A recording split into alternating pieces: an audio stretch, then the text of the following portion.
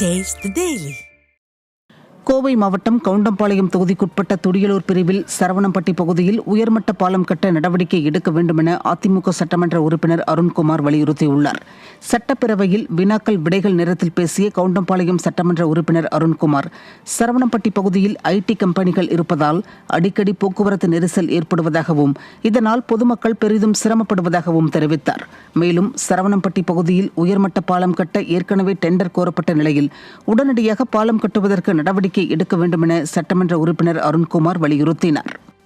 கோவை கவுண்டம்பாளையம் தொகுதிக்கு உட்பட்ட கோவை சக்தி சாலையில் துடியலூர் பிரிவில் சரவணப்பட்டி பகுதியில் ஒரு உயர்மட்ட பாலம் அமைப்பதற்கு ஏற்பாடுகள் செய்யப்பட்டு டெண்டரெல்லாம் கோரப்பட்டது. அதே காரணம் நிறுத்தி வைக்கப்பட்டது. ஐடி கம்பெனிகள்லாம் இருக்கிறதுனால ஒரு டிராஃபிக்கு ரொம்ப சிரமப்படுகிறார்கள் பொதுமக்கள்.